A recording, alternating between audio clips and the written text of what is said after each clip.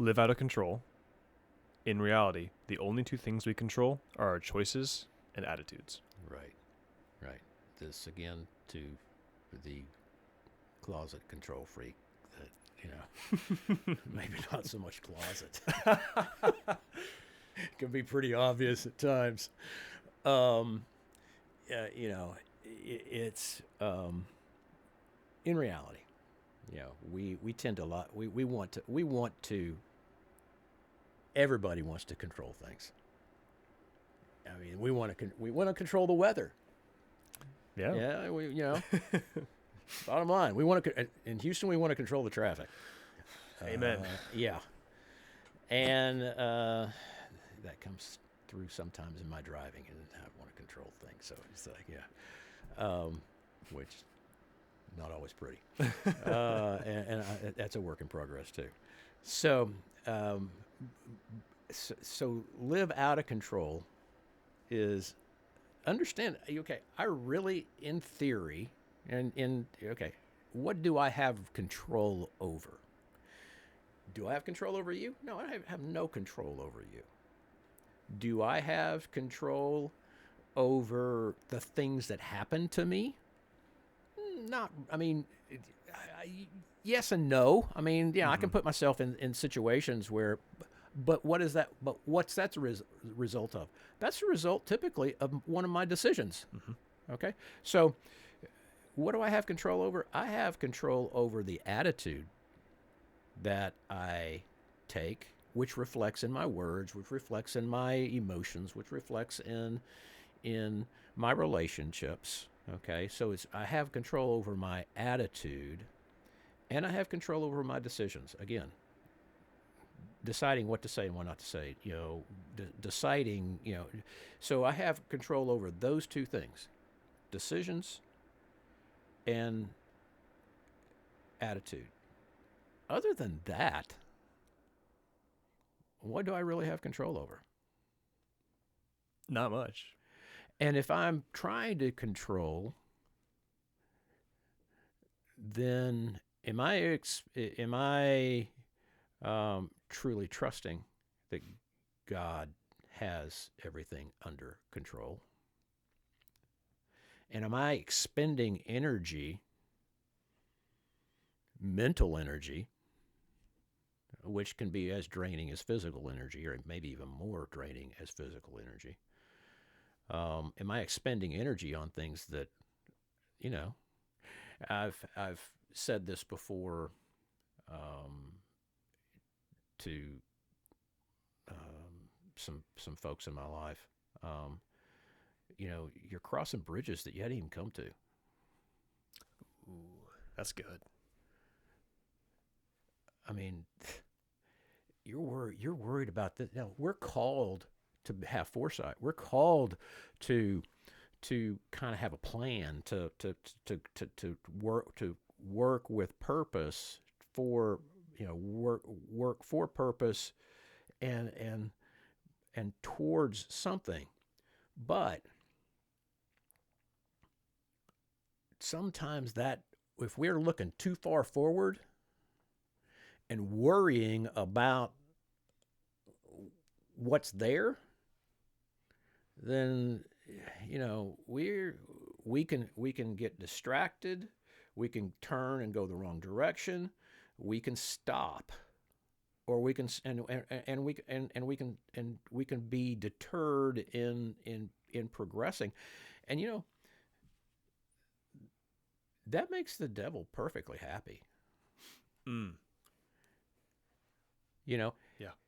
If he can just stop me or deter or detour me, then he's achieved what he needs to achieve, right?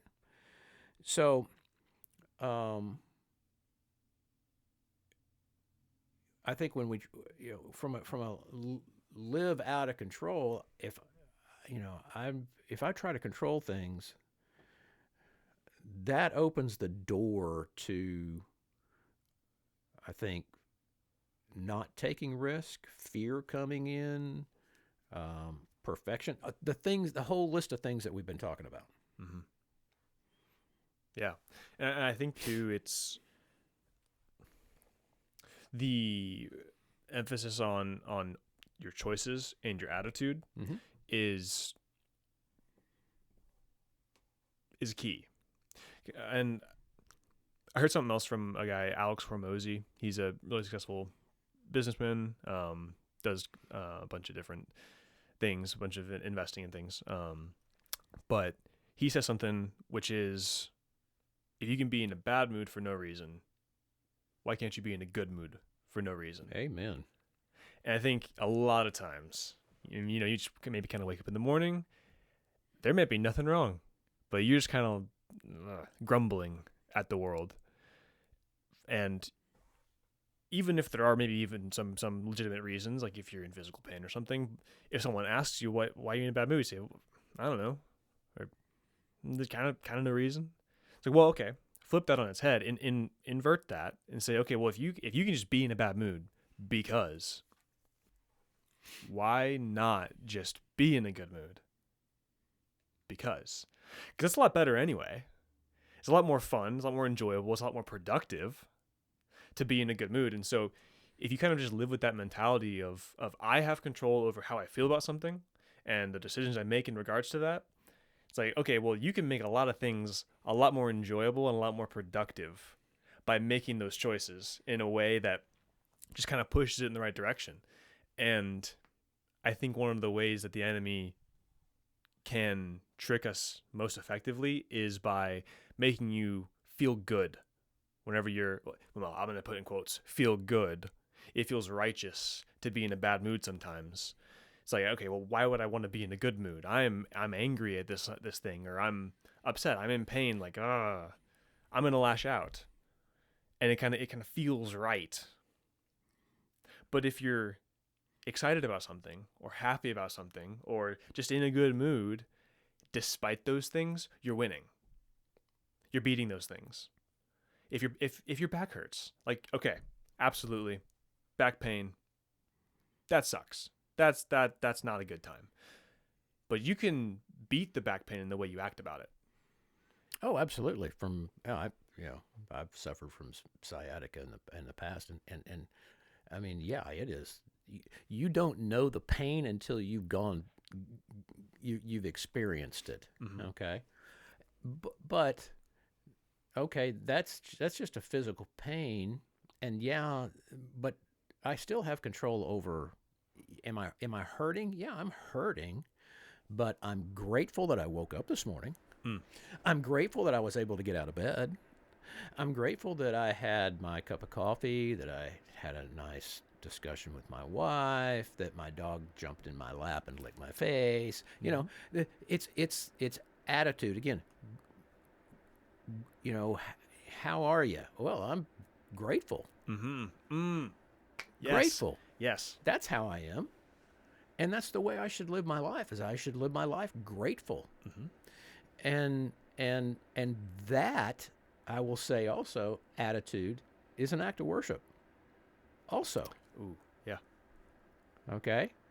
So, and we don't always know. You struck on one of my hot buttons. When people, whenever I hear the word feel, it just, it just kind of, it kind of gets all over me, because I'm going, feelings are not real. Feelings can change in an instant. Feelings can, okay, I feel this way. Okay, well, what did you have for lunch? Okay. Yeah. Yeah. Okay, I had some spicy meatballs, or whatever. It's like, this is how I feel. That'll make you feel a certain kind of way. That'll make you feel a certain kind of way. But should that affect the rest of my day?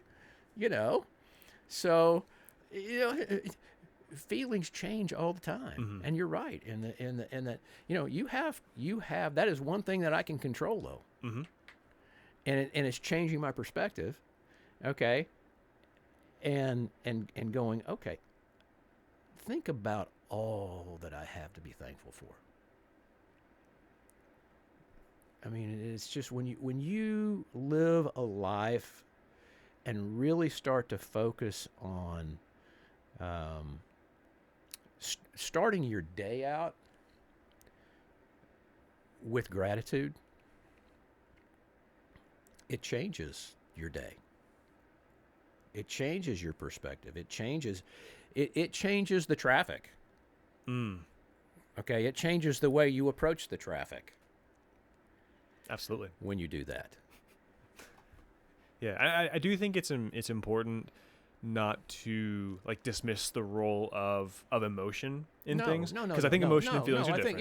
I think you're right. No, I agree with. Feelings have value, but they shouldn't drive you.